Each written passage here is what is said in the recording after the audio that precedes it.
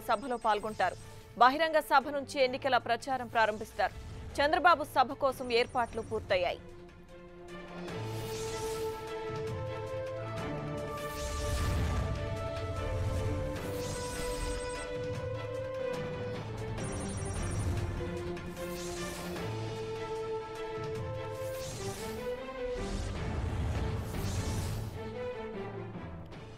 తిరుపతిలో చంద్రబాబు సభకు సంబంధించి మరిన్ని వివరాలు మా రీజనల్ కోఆర్డినేటర్ మురళి అందిస్తారు. మురళి, మొత్తంగా తిరుపతి వేదికగా తెలుగుదేశం పార్టీ ఈవేళ ఎన్నికల సమర సంకారాన్ని పూరించిపోతోంది. ఇందుకు సంబంధించి తిరుపతిలోని తారక రామ మైదానం వేదికైంది.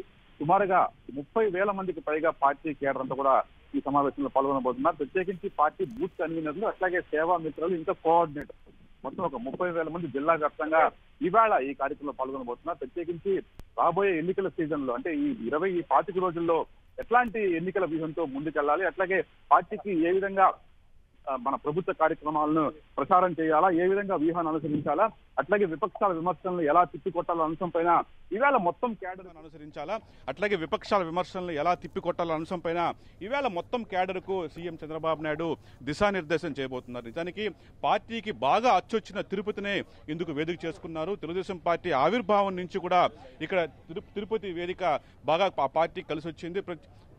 ప్రత్యేకించి 1982లో ఎన్టీఆర్ టీడీపీని ఆవిర్భించిన తర్వాత మొదటిసారి ఎన్నికల శ్రీకారం తిరుపతి నుంచి ప్రారంభించారు. ఆ తర్వాత కేవలం 9 మాసాల్లోనే ఆయన అధికారం చేజిక్కించుకున్నారు. ఈ నేపథ్యంలోనే అప్పటి నుంచి కూడా ఆ సాంప్రదాయాన్ని పార్టీ అధ్యక్షుడిగా చంద్రబాబు అయిన తర్వాత కొనసాగిస్తూ వస్తున్నారు. చివరికి 2004 అట్లాగే 2009 ఎన్నికల్లో కూడా చంద్రబాబు నాయుడు ఇక్కడి నుంచి ఎన్నికల ప్రచారం ప్రారంభించారు. ఇక ప్రత్యేకించి గత ఎన్నికలు అంటే 2014 ఎన్నికల్లో కూడా ఇదే ఇందిరా మైదానం నుంచే, ఇదే తారక రామ మైదానం నుంచే ఎన్నికల ప్రచారం శ్రీకారం కొట్టారు. మనతో పాటు పార్టీ నేతలు సూర్యప్రకాష్ ఆయనతో మాట్లాడుతూ చెప్పండి, మొత్తంగా ఈ సమావేశం ద్వారా, ఈ సభ ద్వారా ఎట్లాంటి దిశానిర్దేశం కేడర్ చేయబోతున్నారు మీ అధినేత? 2014లో ఎన్నికల శంకారం ఇక్కడి నుంచి పూరించడం, 14 ఎన్నికల్లో ఘన విజయం సాధించడం, 19 ఎన్నికల్లో ఈ రోజు మళ్లీ బాబు గారు శ్రీవారి ఆశీస్సులు తీసుకుని ఇక్కడి నుంచినే ఎన్నికల శంకారావం పూరిస్తున్నాడు. ఇందాక తమరు చెప్పినట్టు సేవామిత్రాలు కానీ, బూత్ కన్వీనర్లు కానీ, ఏరియా కోఆర్డినేటర్లు కానీ దాదాపు 30,000 మంది వస్తున్నారు.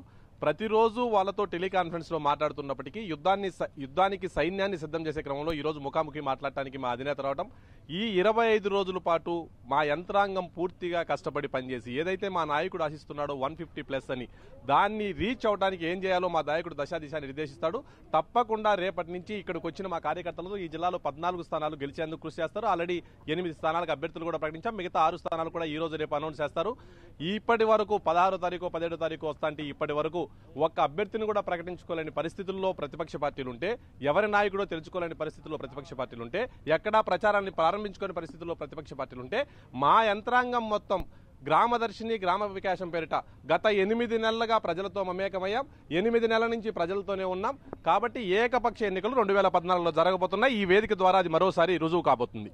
ఇది పార్టీ నేతలు చెప్తుంది. ప్రత్యేకించి మనం చూస్తున్నాము, తెలుగుదేశం పార్టీ ఇదే వేదిక ఎన్నికల సన్నాహక సమావేశం అంటే ఒక రకంగా ఇదే ఎన్నికల సంకరావ సదస్సుగా చెప్పుకోవచ్చు.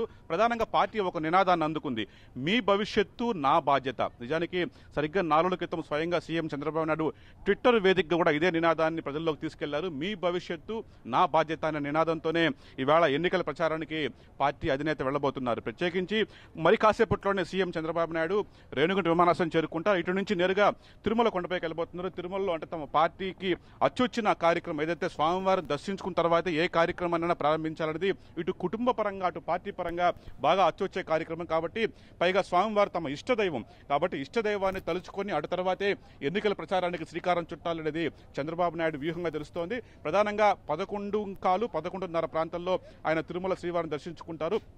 అటు తర్వాత నేరుగా ఇదే వేదిక, ఇదే తారక రామ స్టేడియం ఉందో ఇదే వేదిక వస్తారు. ఇక్కడి నుంచే సుమారు గంట పాటు అంటే మధ్యాహ్నం 1 గంట నుంచి 2 గంటల వరకు సభ జరగబోతోంది. ఈ కార్యక్రమానికి హాజరు కాబోతున్న మొత్తం పార్టీ కేడర్తో అంతా సీఎం చంద్రబాబు నాయుడు దిశానిర్దేశం చేయబోతున్నారు. అయితే మరొక తాజా అంశం ఏంటంటే, ఇప్పటికే పార్టీ 126 మంది అభ్యర్థులను ప్రకటించిన సంగతి తెలిసిందే. అయితే మిగిలిన అభ్యర్థులు ఎవరైతే ఉన్నారో ఆ మొత్తం లిస్టును కూడా ఇదే వేదిక పైన చంద్రబాబు నాయుడు ప్రకటించబోతున్నారనేది తాజాగా మనకు అందుతున్న సమాచారం. అయితే ఈ అంశం మరింతగా రూఢీ కావాల్సి ఉంది. అట్లాగే లోక్సభ అభ్యర్థులను కూడా ఇక్కడే ప్రకటిస్తారని ప్రచారం జరుగుతోంది. ఏదేమైనా పార్టీకి చాలా చాలా కీలకమైన సభగా దీన్ని చెప్పుకోవచ్చు. ప్రధానంగా ఇవాళ నుంచి ఎన్నికల కథన రంగంలోకి సీఎం చంద్రబాబు నాయుడు దిగబోతున్నారు. మొత్తం పార్టీ కేడర్ను మరింతగా ఉత్తేజపరిచి పార్టీ ఎన్నికలకు ఎట్లా సన్నాహంగా చేయాలి, ఎట్లా ప్రచారాలు ఎలా ముందుకెళ్లాలి, గడిచిన 5 ఏళ్ల కాలంలో పార్టీ చేపట్టిన అనేక అభివృద్ధి సంక్షేమ పథకాలను వివరిస్తూనే వాటికి ప్రజల్లోకి ఎలా తీసుకెళ్లాలని దిశానిర్దేశం చేయబోతున్నారు. అట్లాగే అనేక సంక్షేమ కార్యక్రమాలకు వైఎస్ఆర్సీపీ ఎలా అడ్డుపడింది, అట్లాగే మోడీ ఏపీని ఎలా మోసం చేశాడు, దాన్నంతా కూడా ఎలా ప్రజల్లోకి తీసుకెళ్లాలన్న విషయం పైన పార్టీ కేడర్కు ఒక సరైన దిశానిర్దేశం చేసే ప్రయత్నంలో భాగంగానే ఈ సమావేశం ఇవాళ బూత్ కన్వీనర్లు, పార్టీ కోఆర్డినేటర్లు, అట్లాగే సేవా మిత్రులు వీరంతా కూడా పాల్గొనబోతున్నారు. వాళ్ళకంతా కూడా సీఎం చంద్రబాబు నాయుడు ఈ సభ ద్వారా దిశానిర్దేశం చేయబోతున్నారు. మొత్తం మీద ఇదొక ఎన్నికల సమర సంఘం ఇక్కడి నుంచి పూరించబోతున్నారు. అయితే శ్రీకాకుళంలో మాత్రం ఎన్నికల ప్రచారాన్ని ప్రారంభించేది మాత్రం శ్రీకాకుళంలోగా తెలుస్తోంది. కానీ ఇక్కడ కేవలం ఎన్నికల సమర సంఘారాన్ని మాత్రం పూరించబోతున్నారు. ఒక రకంగా ఇది పార్టీకి ఎన్నికల సన్నాహక సదస్సుగా మనం చెప్పుకోవాల్సి ఉంటుంది. Thank you Murali.